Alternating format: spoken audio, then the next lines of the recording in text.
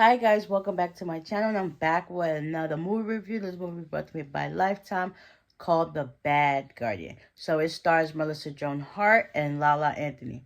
So it starts off with um Melissa Joan Hart. She's played by Lee.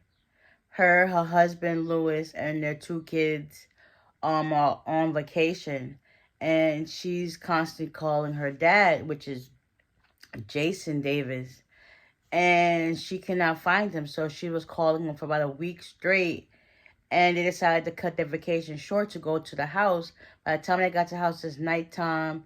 The Leah and her husband Lewis go to check the house out.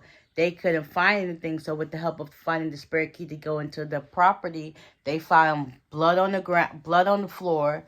They found his cell phone, and they couldn't find him, so they ended up calling the police.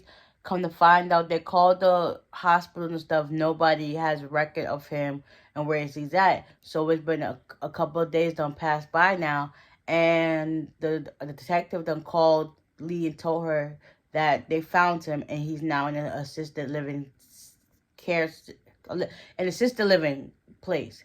So she goes to see him, and he's like kind of out of it, but he's still coherent. Come to find out, he suffered a concussion. I guess he went to go to his mailbox, whatever, and he slipped, and he ended up calling 911.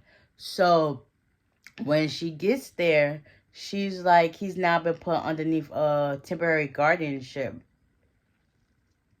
and the woman that's handling the case is Janet. So she ends up going to court, and the judge basically sided with Janice, saying like, okay, the doctors gave him gave her temporary custody of him, so all the assets and stuff goes to her. So while it's doing so, Lee was like, that's just not fair. I mean, now she basically can't do anything. So as she's still trying to call people to fight for him, everything starts to dwindle. He ends up losing his house. Janet has all his money tied up. She ended up closing all his bank accounts. Every little thing that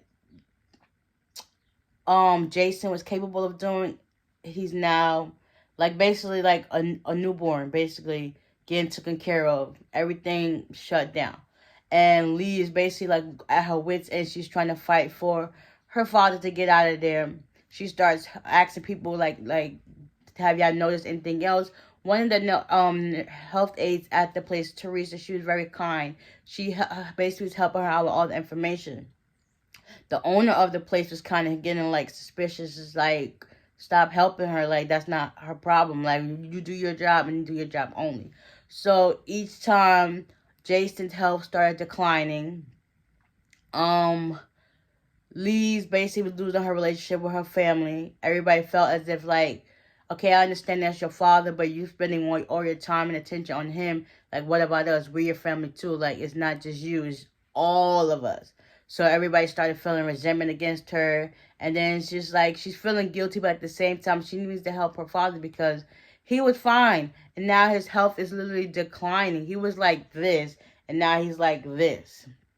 It got to the point where the husband sold his bike, picked up four shifts at a time just so they can cover all the bills, because I guess they're paying out of pocket. She ends up losing her job at the diner, and it's just like all the stress is hitting her all at once. So come to find out, the judge, the lady that's at the hospital, the owner of the assisted living facility, and a couple others, as well as her brother, are all in cahoots to basically take down or basically get all these elderly people's money.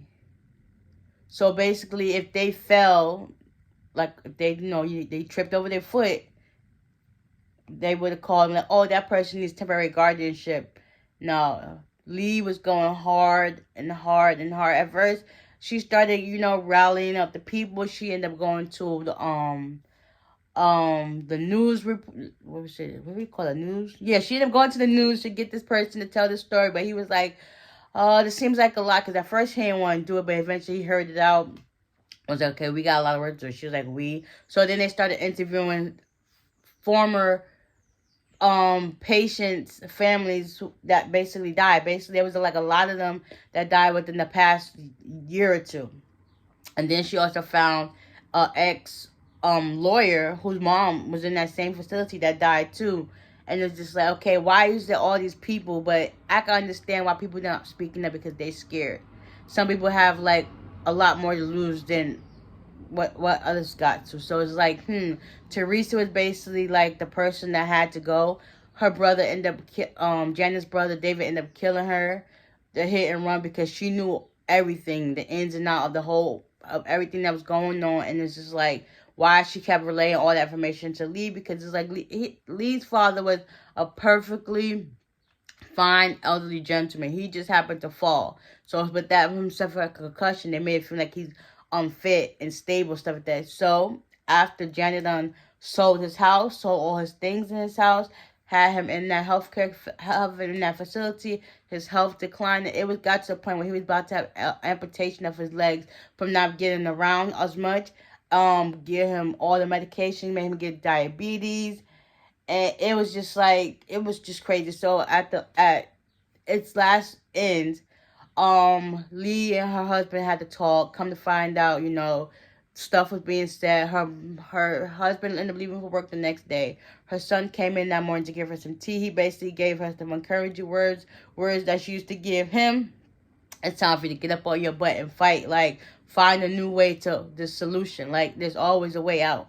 So with that motivation, she was able to, do what you gotta do. She was able to like get Janet out when she went to go visit her office at that time.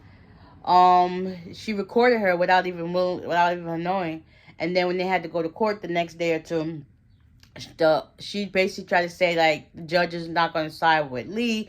He's going to side with Janet because he's in the pocket and he's about to be up for election. So while that time, Janet visited Lee at the diner one night, Lee secretly recorded everything she said, and she used that in the court to like help her case. And I'm actually kind of glad, because I was thinking like her dad was going to die, because at first it was Albert. Albert was fine the night before. The next morning, he was wheezing. He died, and then while they was taking his body out, Jason ended up calling his daughter, and that's how everything transpired. I'm glad that he got out, and next over the time, he got better, but his leg is still messed up from being on all that medication.